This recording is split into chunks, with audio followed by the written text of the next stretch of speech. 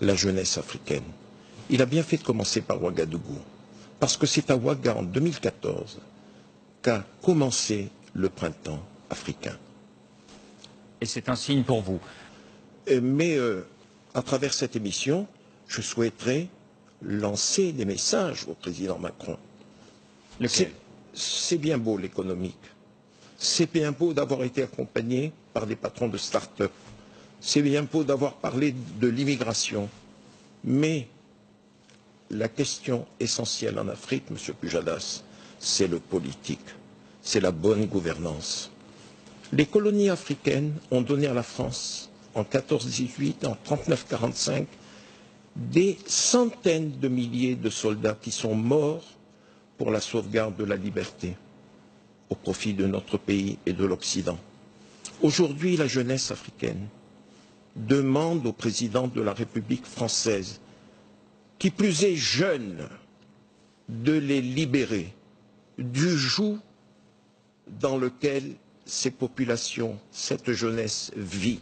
Vous, Robert sous la Bourgi, botte de despotes. Vous, Robert Bourgi, vous qui tenez sont ce là, discours. oui, absolument, Monsieur Pujadas. Vous êtes connu pour avoir été l'ami de ces despotes, même si vous avez pris vos distances ensuite. Monsieur Pujadas, comme disait le président Chaban-Delmas, il n'y a que les imbéciles qui ne changent pas d'avis.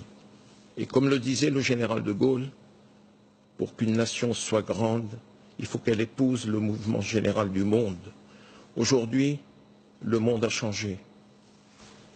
Le mondialisme exige des choses qui n'étaient pas possibles auparavant. L'Afrique doit muer d'un point de vue politique. L'Afrique attend de la France qu'elle pèse de son poids sur ces présidents africains qui restent 10, 15, 20, 30 ans, 40 ans, 50 ans au pouvoir.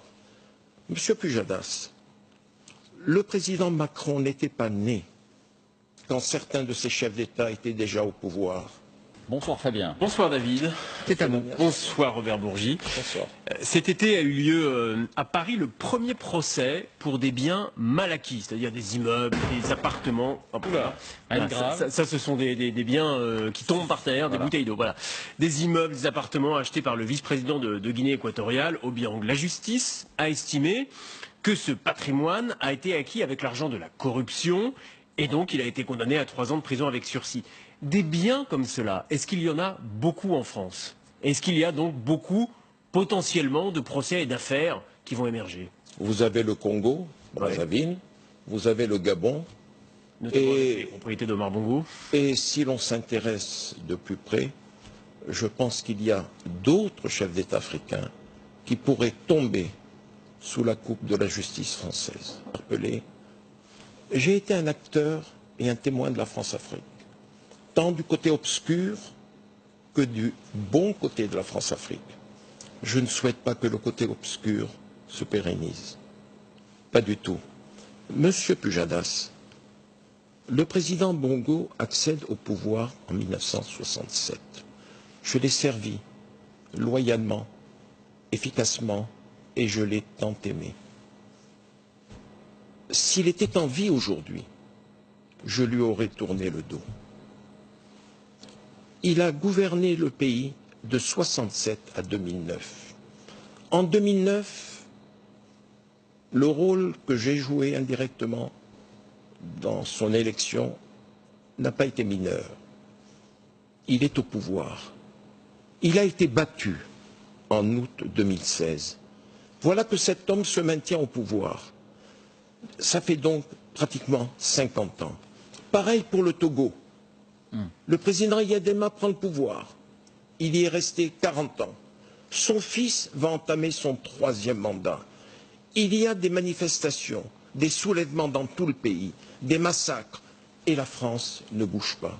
C'est pour cela qu'au début de mon propos, je disais que le président Macron a un devoir vis-à-vis de toutes les populations africaines, de toute la jeunesse africaine qui attendent beaucoup de lui.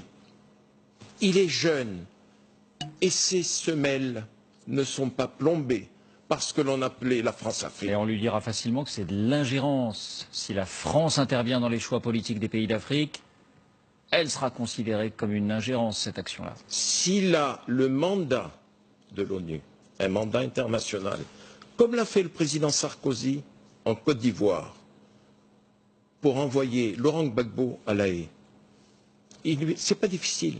Il prend le téléphone, il appelle le secrétaire général des Nations Unies, il appelle l'Union européenne, mandat lui est donné, il dégage.